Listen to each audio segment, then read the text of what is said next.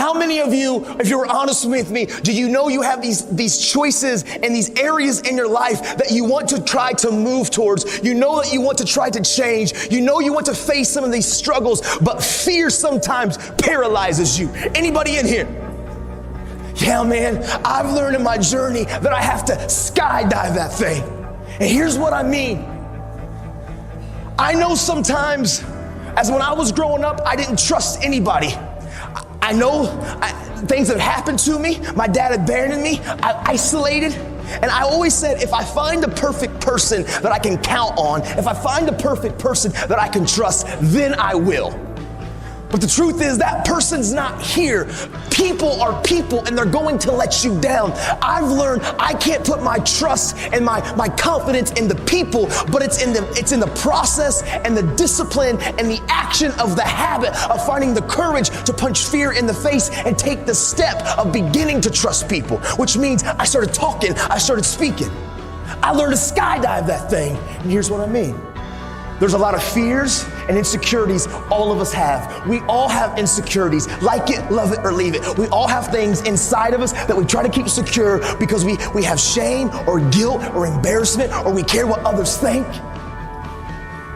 I've learned to skydive that thing. Last year, a bucket list that I've always wanted to do. I've always wanted to go skydiving. I'm an adrenaline junkie, but the problem is now, where I'm at in my life, I'm a husband and I'm a father.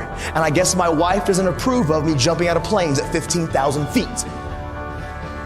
So I thought something that I've always wanted to do, I was never going to get the opportunity to do.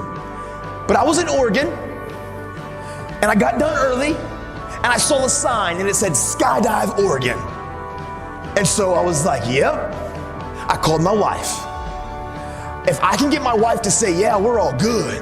I called her and I'm like, hey honey, I got done a little bit early. I've always wanted to, you know, it's something that I've desired to do. I think I want to go skydiving. Nah, I'm cool, I'm not going to. Yeah, maybe. Nah, I'm just kidding, I'm all right, I don't need to do that. It's not probably smart. And she says, I don't think she meant it at all, but she says, because I don't think she wanted to control me. She says, oh no, honey, go for it, do whatever you want to do. But yeah, if you don't want to do it, no big deal, that's cool too. Click. Dude, I know she didn't mean it. But my eyes got so big, she said yes. So 20 minutes later, I call her. I'm packed up, I got an instructor around me, I'm at Skydive Oregon, and I call her, her eyes get so big, I hung up. She ain't saying no. I'm all in. But as I start going through the process of skydiving, as the instructor shows up, and as he starts walking me through this process, my anxiety started getting higher. Like he started coming to me and saying, listen, here's your pack, here's your chute, here's how you're gonna fall. He put me on this counter. He said, this is my ninth jump today. I said, what, bro? 9 times? Do you pack your chute? He said, every time. I said, so you packed your chute 9 times today? Are we gonna test the odds? Are we good? We're cool on one more? Did you get tired? Did you miss a fold? He said, nah, bro, it's cool. He showed me how he did it. Dude, my anxiety, it's getting higher. This little ratchety plane lands. Ratchety. He said, all right, bro, let's get in. Whoa! He's from Oregon, so he's already kind of weird and a hippie. As we get into the plane, we start ascending. He slides in behind me.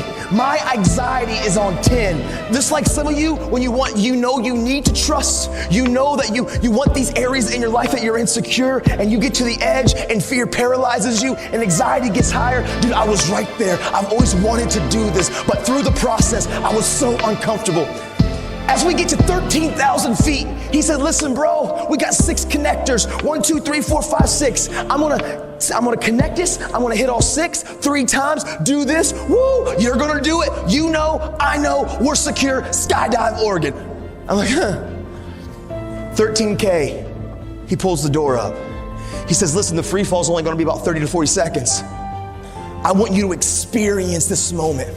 So we're gonna scoot to the door. We got 2,000 more feet of climbing. And as we scoot to the door, and as we begin to get to that place, I want you just to lean out of the plane. I'm holding on, and I'm like, no! He said, okay, now we're there.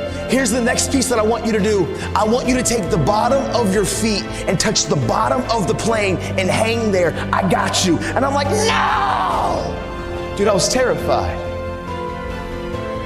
In that plane, which was the safest place that I could have been, I've never felt more anxiety and fear in my life, even though I've always wanted to do it. But as soon as I trusted the process, and as soon as I trusted the community of those entrusted to help me learn to skydive, as soon as he got to that place at 15K and he said go, and I took that step, and we skydived that thing. All the anxiety, all the fear, it evaporated. As I free fell and I saw Mount Hood, Mount Rainier, and Mount St. Helens, I've never felt more on top of the world. There's a lot of you in here that you struggle with trust. Fear has paralyzed you. You know there's areas in your life that you want to change, you need to change, but man, you get to the very precipice at that door and you run back because it is uncomfortable, and I need you to know change is uncomfortable. I've learned to skydive that thing.